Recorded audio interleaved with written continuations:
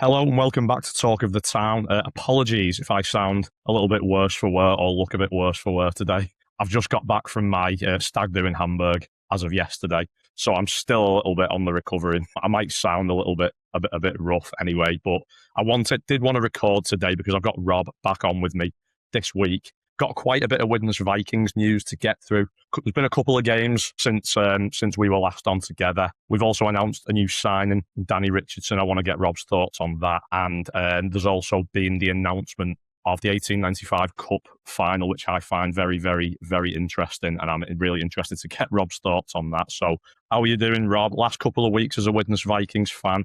The town itself has been on fire, and so have the Vikings. What do you make of the last two games? Yeah, excellent segue. It was a little bit scary seeing all those plumes of smoke, wasn't it, yesterday on everyone's social media? But yeah, let's focus on the rugby. Certainly, I think on fire is a good phrase. I mean, the pessimists amongst us will talk about the fact that Widnes have had a run of games that realistically they should have been winning, but I'm a big believer in the thought process that you can only kind of play and beat what's put in front of you, and what Widnes have done very well, certainly in the last month or so, is they're not just beating teams, they are doing what's expected of them, which is putting on a performance. They've nilled 3 teams in a row. I think I saw James Gordon on Twitter doing a bit of research and found that hasn't happened since 1948. So certainly we're in a good vein of form at the moment, and we're playing entertaining rugby league. So it's a pleasure to go and watch the Vikings at the moment, and that's not always been the case.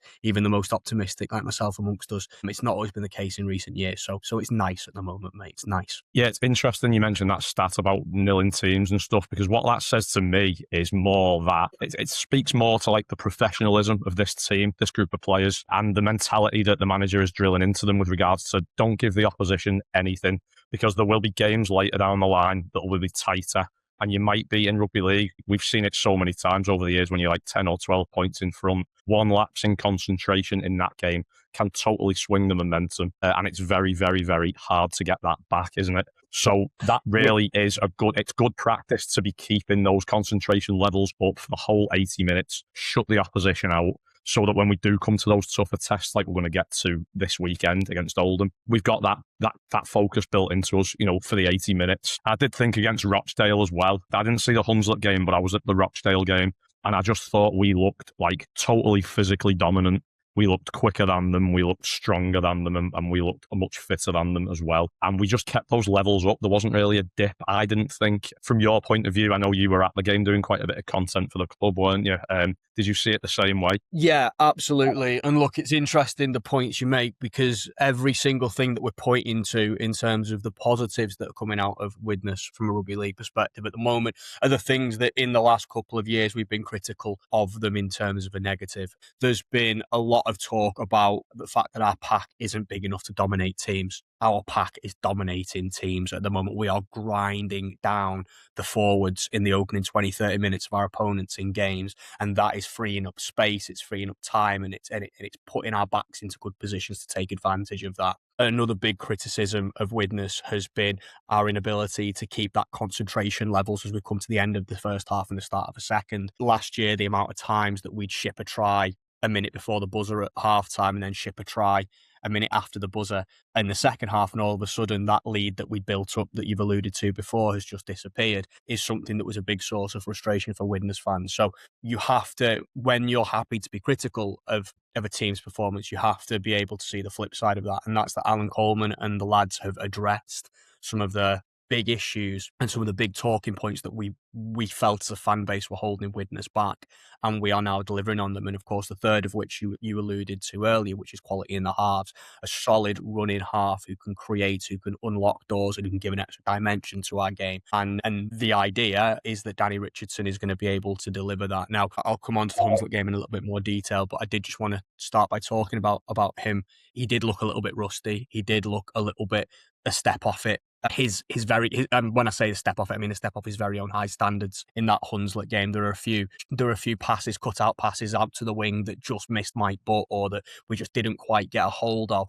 But you can see that the quality is there, and when he gets onto that wavelength and gets himself exactly where he wants to be, he has the ability to change games for Widnes.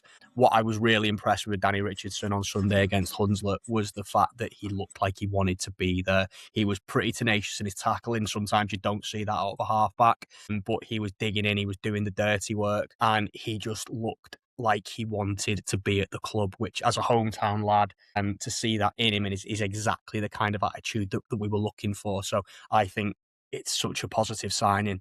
And again, addressing an area that we were concerned with previously. Speaking to quite a lot of Widnes Vikings fans, they've all said the same thing. They're very, very excited about this signing. Like I said, personally, don't know too much about him. Just looked into his background a little bit. He is a Widnes lad, which is huge. You know, we love that, don't we? We love that at this club. Looks like he wants to be there. He'll give us all on the pitch, but he's got that extra level up to him as well, having played in Super League for so many years. I just noticed over the last couple of years his appearance record isn't great. Has he had injury problems or what is the reason for that? He's not been able to settle anywhere. Yeah, that's exactly it. Just moves that didn't quite work out for him, whether it's Hull KR, he's moved recently to York. I think York, I mean, I don't know, bear in mind, this is, you know, I have no background knowledge on the situation. This is just as someone who watches far too much rugby league. I don't necessarily think that the move he made to York panned out the way he expected it to. So York came up with Liam Harris and Atta Hingano in the halves. Very, very good halfback partnership, by the way. They dominated. They rip-rolled the championship in 2025. But I think there was maybe an expectation that someone like Danny Richardson would be the next step up to improve that halfback partnership, whichever one he was coming in to replace, and that would make them more to a Super League standard or make it easier for them to compete in Super League. The reality is that Hingano and Harris started the season in the 6 and 7 for York, and they gave a really good account of themselves. So Mark Applegarth over at York's obviously made the decision that he's going to roll with them. And then when there were injuries, I think Liam Harris got injured pretty early on. Atta Hingano's been injured too. They've decided to go for different options. So they've looked at Cody Hunter, who was a QLD Cup star who came over to sign for Newcastle. Newcastle and York got this agreement at the moment. Newcastle it's like a prelude to the feeder club process where Newcastle provide players to York and York to Newcastle. It's kind of to get around the quota, the foreign player quota that exists in Super League. So Newcastle have got a great side because of that. But they had Cody Hunter and also Will Roberts, who'll be familiar to Widnes fans, brother of Max, who we had on loan for a little bit last season. And he's favoured them in the halves. So for whatever reason, Danny Richardson it just hasn't worked for him. There's been opportunities for him to come in at York. From the surface, it looks like, you know, so and so's got injured, so and so's not the could he come in, but it never seemed to be Danny that came in as the alternative. Why that is, I don't know. He has had a bit of a bad run of luck with injury, struggled to settle in a few places. It's not my place to speculate that. All I know is that there is an absolutely quality halfback in there, and if we can get him playing to the standard that he is capable of, keep him fit and firing, and most importantly, keep him happy to be at Widnes as his hometown club, then I think he is nothing but a huge asset for this side. And I can't state that enough. There's not many halfbacks in the championship that are of his ability level, in my opinion. Yes, he's come in on loan at the minute, hasn't he? Obviously, if all goes to plan back end of this season and he makes enough of an impact, he can keep himself fit and he looks happy at the club. Can you see him moving back permanently? Because to me, it would make an awful lot of sense. Player at the stage of his career that he's at, going back to his hometown club, currently at York, like you said, he struggled to settle there. Can you see that becoming a permanent move? Look, I'd love it. I'd love it. The danger and the pitfalls of Championship Rugby League fandom is that we fall in love with these short-term deals for players, and then ultimately, if they perform well, we lose them. I mentioned Will Roberts before. There was a lot of optimism amongst the club because he was at St Helens at the time. He wasn't quite fancied to be the next player to break through. They had George Whitby there, who seemed to be getting the chances a little bit more than him. So it looked like he wasn't going to get a new contract. He was on his way out. His brother plays for the club. We, as a fan base, we got so excited. Like you said, it makes sense. The pieces are coming together. We're going to get Will Roberts. And then he got an opportunity to sign for York and full-time Super League money. So why wouldn't you? You can't begrudge a player that. Same with Ben Condon, who came over to us. He was meant to go to Lee. He had a motorbike accident, I think it was, that meant that deal got cancelled. He then took the chance to come over to us a year later, get playing, get in front of some people to prove himself, and then he got the opportunity to sign for Catalan. Widnes fans would have loved to have signed Ben Condon for another season, but in reality, he was too good for the Championship and he was too good for playing at this level. So it's a bit of a dual-edged sword, right? Because if Danny Richardson proves that he's still got it, especially with the expanded Super League and the gap of quality there is for homegrown players in that division, maybe a chance will come up for him to go and play back at Super League, so if not for York, for somebody else. And again, you can't begrudge the man that. But what I hope happens is that he finds that there's a home for him at Widnes, and whether that's long term now or whether that's till the end of the season, and then in a couple of years' time when he's gone and had his next move and made his money, he's going to come back and play for us when he's at 32, 33 for a couple of years. I don't know. And it's, again, like I've said a couple of times, this isn't, as a fan, our place to speculate. I just think we need to prove to him that this is somewhere he wants to play rugby league and somewhere where he feels at home and he feels loved. And I think that's what Widnes fans need to be focusing on. Definitely. It's it's much harder in rugby league than it is in football to map out a longer term plan for your career. Careers are very, very short, aren't they, in sports at this level? And without being able to have that guarantee that, no, we're going to be in Super League in 2 to 3 years' time. This is a long-term project. You can't promise that to a player in the Championship, can you? You're always handicapped in that sense. So I get what you mean. Like I said, whether he goes back to St Helens, if he has a really good spell at Widnes or whatever, there's local teams out there that I'm sure would take him if he can prove that he's still at that level, Super League level. So you just have to see how it goes, don't you? Clearly been brought in at the back end of this season as we look to. It looks like we're looking to build a head of steam up going into the playoffs and the 1895 Cup final, certainly. This weekend's game against Oldham will be a much tougher test than the last two. They're a team that are in and amongst our pack. You know a lot more about the Oldham team than I do, their recent current form and everything that that we need to sort of take into consideration going into the game. So I will let you take it away. Give us some background on Oldham, strengths, weaknesses. How's this game going to pan out, man? Yeah. Okay, so Oldham are a funny prospect, right? They are big spenders in terms of the amount of quality they've got running through their side. You can tell that by the amount of times they've had players taken from them this and last season by Super League clubs. That just proves that they've got players who are touching Super League level. Riley Dean, Cole Geyer, Jack Ormondroyd, they've all gone up to play for Super League teams when there's been an injury crisis in that top division this season. So that kind of alludes to the amount of quality that they've got. The flip side of that, of course, is that it does bring with it a little bit of disruption, because Riley Dean, as a great example, was probably in the top 5 players in Championship, in my opinion, in the first half of the season. He's gone to Bradford now, and it doesn't look like he's coming back till the end of the season. So they do have to adjust and they do have to adapt to maybe not having all of their stars that they thought they were going to have at the start of the season here. In addition to that, there's a lot going on off the field at Oldham. They've gone through change of ownership. They've just been taken over. That's been confirmed this week after the chairman, Bill Quinn, stepped down. There's been a lot of controversy around where they play their home games. They fell out with the football team. They're now back at the football ground, but that's being relayed. So they're playing at They played at Dewsbury last weekend, which is random. Nowhere near Oldham.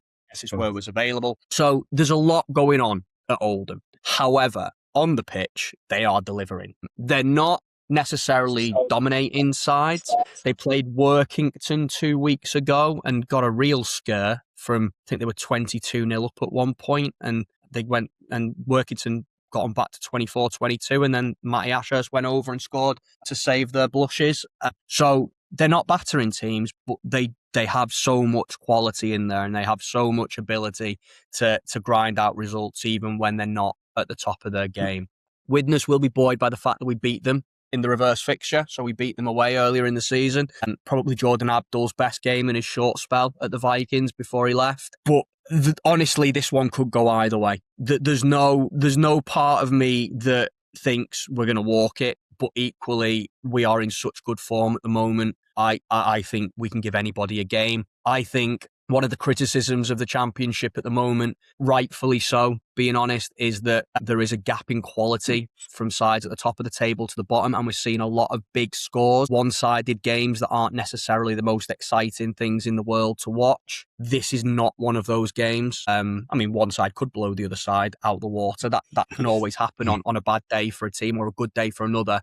But this has all the makings of being a quality game. We saw it the weekend before last. Barrow played Sheffield in an absolute classic. That's the games that you want to tune into the Championship for. And this is another example of that. It's two sides who will be in and about the playoffs at the end of the season. But let's be optimistic. I would say that our form is slightly better at the moment going into it. That is probably a biased opinion, and there may be Oldham fans who disagree with me, and that's absolutely fine. I don't think it's a huge difference. I'd swing either way, but I think we can beat anyone at the moment, so bring them on. Yeah, should be a classic, like you said. It should be. It's going to be a much tougher test than the last two games, and it can be really, really hard to get a gauge of where you're at when you're playing teams that are much, much weaker than you.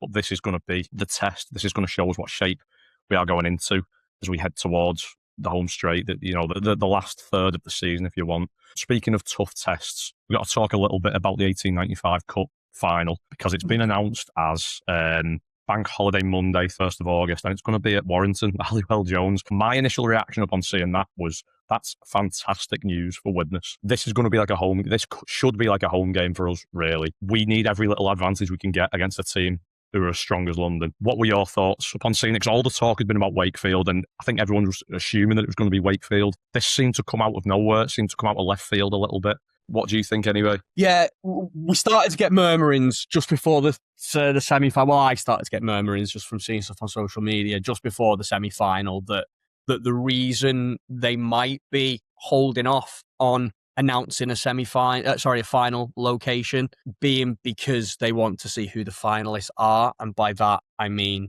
will Widnes be there? Because if they will, we probably want to put it somewhere close to Widnes because it will sell more tickets. Now, there's two ways of looking at that, and both are completely acceptable. The first, and a lot of London Broncos fans have aired this frustration, is that is favouring Widnes, and that's unfair to London, because you're basically saying that you're going to stack the deck to get more Widnes fans there. Fine. London are by far the favourites for this, by the way, but it doesn't make that argument invalid. Okay? It does. It's a long old journey for London on a bank holiday Monday. Fine.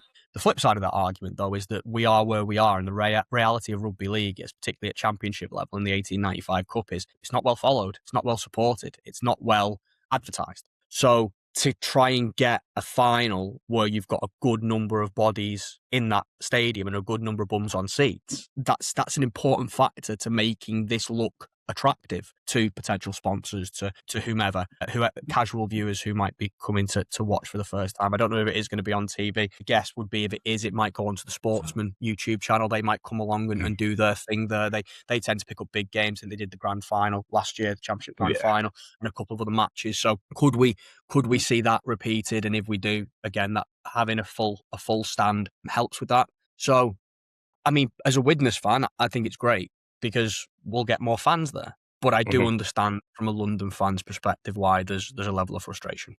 I'm not being funny, but it's been in London. The final's been in London every single year. All these northern teams that have been in the final of this competition have had to travel all the way down there every single year since its formation, 2019. Yeah. So I don't think that's a valid argument from London fans or London, that the London Broncos as a club.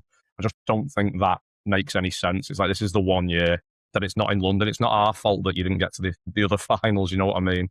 That's just where I sit with it. I don't know. There must be a part of that in the Widnes fan base. Like, hold on a minute. How can you... We travelled down to London in 2019 along with Sheffield, another northern club. We didn't complain. We just got on with it. I think it is a valid argument, and Widnes fans are definitely biting. Twitter's an interesting place at the moment in terms of seeing London and Widnes fans having a little bit of a go at each other. But I kind of like that, because it's better than silence, right? And we all have a subjective view on rugby league and what's right and what's wrong. I think part of what the red rag to the bull is, if Widnes are probably the wrong club to be claiming getting a preferential deal from the RFL. because historically Widnes fans are of a very strong opinion that we've been screwed over by the RFL at every turn possible, right? All the way back, ironically, to 1996 when we didn't get into Super League and London did when they finished fourth in the second division that year, the year before. So, I mean, Widnes didn't finish anywhere near the top 10 that would have got them there on merit, but that's a different argument. But like I said, it's subjective and people have opinions. So Widnes fans have got a real sense of injustice, being hard done by. Yeah. So when you've got someone accusing Widnes of getting preferential treatment in something that frankly wasn't under Widnes' control, we've not petitioned the RFL to put the game at Warrington. That's a decision the RFL have made. I think that's where you're getting this kind of antagonistic conflict between the two sides. I get it. I've got my personal opinions on it, but I'm not particularly interested in starting arguments or baiting anybody. I just hope that London travel well. I hope that they see it as an opportunity to put one over on the RFL, that they see it as an opportunity. Yeah, let's still travel in numbers anyway. Let's prove them wrong, thinking that if we put it somewhere close to London, it wouldn't attract a big number of fans. And let's do exactly what all the bookmakers expect us to do, which is dominate and win and pick up a trophy on our way to Super League next year, which seems to be the inevitable outcome. And then, by contrast, I hope Widnes fans justify the decision to put it in Warrington and pack 3,000-4,000 people into that stadium and give them a game and make the atmosphere difficult for London. That's what I hope comes out of both. That's the positive I hope comes out of both sides of it, because ultimately we just want to see a well-supported, good cup final. Definitely, man. I'd have loved to have been there, but I will be in the middle of my honeymoon. So I'll be following the events as they unfold all the way from poolside in Lake Garda. Probably nicer than Warrington, to be honest, mate. I know, but it's gonna be a hell of a day out, isn't it? Especially if Widnes pack the place out. It's gonna be a good one. Like I said, I was made up to see that it was gonna be there for purely selfish and tribal reasons. So London are going to go into the game as red hot favourites, as far as I'm concerned. They can just get on with it. We're going to talk a little bit now about a cup draw for Widnes Town, because a very, very interesting cup draw was made while I was away, and me and the graphic designer for Widnes Town, who also does my editing, we were sat in the back of a taxi going through Hamburg on our way to paintballing when we saw this news that the Macron Challenge Cup first round draw has been made, and we've been drawn away to Isle of Man, which has been top of my potential away day destinations I had wanted to do. And when I saw that we weren't going to be in their league, I was a bit like, at some point we might play them if we can get promoted and they stay in that division. But alas, we've been drawn against them in the very first round of the Macron Challenge Cup, which is just mad. They are in the North West Counties Premier, which is the league above where we are going to be playing. However, they are finishing the bottom half. Couple of seasons running now. If people watched the last episode that I did with Alex talking about the new signings, we seem to be bringing in a lot of players from Step 3 and Step 4, which is the tier above where Isle of Man are. So we're essentially building what looks to be a Step 4 quality squad for Step 6. So I fancy us in this game, and there's been no date set for it yet, but I'm hoping to God, everything crossed, that it lands on a weekend that I am available to go to, because this is like a proper novelty of an away day. And I do want to do a full episode sometime where we talk about our favourite away days. We've not really got time in this one, but if there's a week where there's been not much news and it's quite quiet, I'd like to do that as just a concept, away day memories. But yeah, man, I don't know whether this is did you know about, were you following the news, or is this the first you've heard about it? No. Did you even know that Isle of Man had a football team? I didn't know, but it is really, really exciting, and I think it's a reflection of one of the reasons why following along, whether it be less followed sports like non-league football, like rugby league, whatever it might be, where there are these opportunities to go and do bucket list items and to do things that are a little bit out of the norm. I was gutted when Toulouse got promoted to Super, because I never got around to doing Toulouse away. And the conversation I'd had was, we keep putting it off. We need to do Toulouse away. I think last year we were going to go, but it was first day of the season. Ironically, I was in France, but completely the wrong part of it. So there was no way I could have got there. But so yeah, having those opportunities to do something a bit out of the norm and to experience something that does build that level of community and comradeship of going with some pals or some fellow fans and supporting your club outside of your comfort zone and out of where you would normally be following them, I think is awesome. So it's really cool to hear. In that sense, there's an awful lot of similarities between non-league football and rugby league. I think non-league football is more similar to rugby league culturally than it is to Premier League football in terms of. Agree. There's not even like not even a conversation to be had as far as I'm concerned. This is a sport that caters to local communities and working class people very much in the same way that rugby league does and always has. A lot of people have been messaging me about whether we're going to be putting on like coaches and stuff for the Isle of Man game, and I haven't had that information yet back off the club. I need to put that question to them. But the fact that there seems to be interest in this away day is like, we can really build something here. You know what I mean? Like we can get a bit of momentum going. I would guess if people are listening to this and they're interested in that, I would guess that they would probably do an airport run and that would be it. Or maybe a run to the ferry terminal or something. I've still not worked out how I would get there, whether I'd get that little flight over or jump on the ferry, whichever is cheapest and most convenient. But you mentioned Toulouse away. I've always looked on with envy and been like, what a great thing to have, just as like a little. You're not always gonna be able to get to cup finals, are you? Big away days, big sort of like occasions like that, semi-finals. But you can, as long as they're in your league, you can always do Toulouse away, and that's like a cup. That's like got that cup final feel, hasn't it? Where you're taking a pocket of the community just over to this place for like what is like a jolly, basically. It's just something totally novel that I would have loved to have in non-league, and that's what I see this as. It's not quite the same as going to Toulouse, is it? But it's still a little carrot in that. Yeah, I agree. And do you know what? I think it's a great reflection of how you follow sport, and how you choose to follow the club that you follow. It's all relative. So, okay, it's not the Champions League final, right?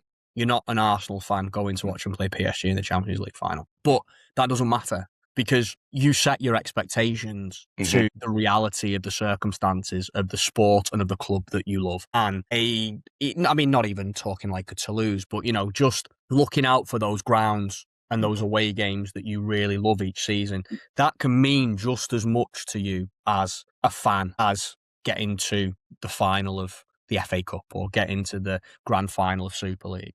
Like, the thing I do is I look Halifax away. Halifax, I live in South Yorkshire. Halifax is an hour up the road from me. It's hardly a jolly, but I love Halifax way. I love going behind the sticks in the Shay.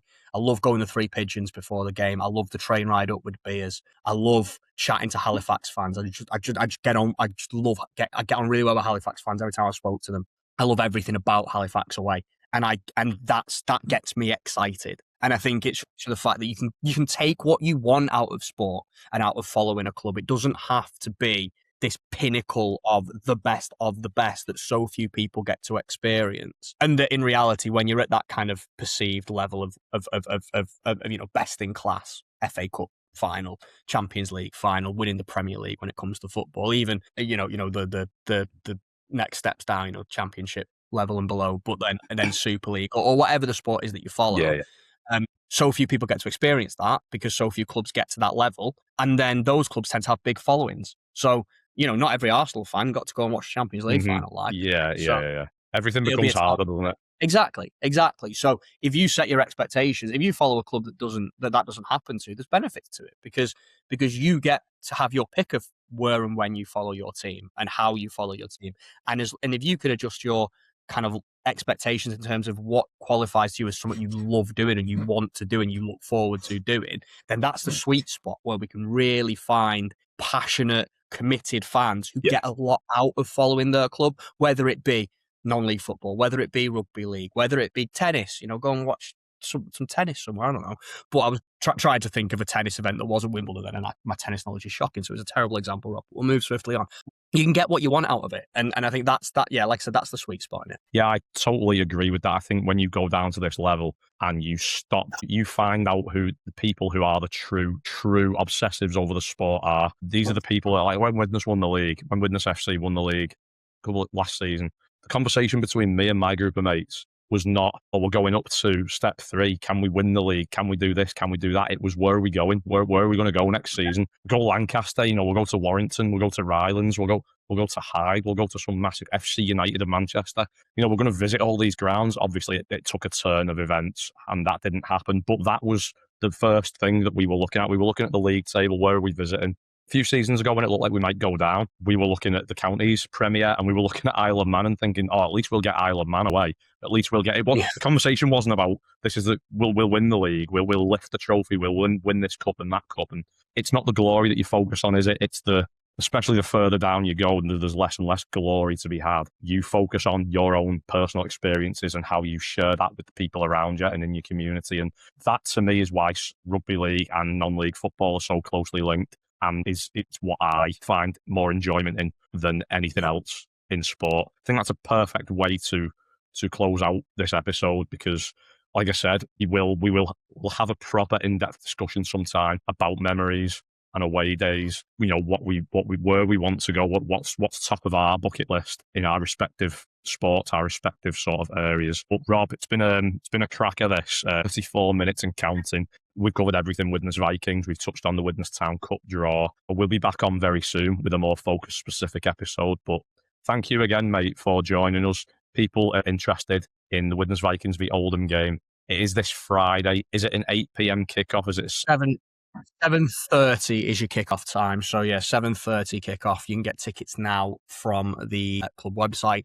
You can get down to the club shop as well if you follow the opening times. If you particularly want a paper ticket. But yeah, 7:30, Oldham at home. 7:30 this coming Friday. Get your tickets. Get yourself down to the DCBL. Get it rocking. You know, let's keep this momentum that we've got going. Let's keep it rolling. Let's keep it going. So if you're not already following, go and follow up the Chemics on TikTok and Instagram. Talk of the Town. If you're not currently following, subscribe to this YouTube channel and drop a like on this video as well. And let me know in the comments. You had plenty to say in the comments on the last episode. So let me know what you think about Widnes Vikings, upcoming game against Oldham, end of season running, Danny Richardson signing, anything you want. It all helps the algorithm, the engagement. So once again, thanks for watching. Thanks, Rob, for joining me. And that is all for now. Take care.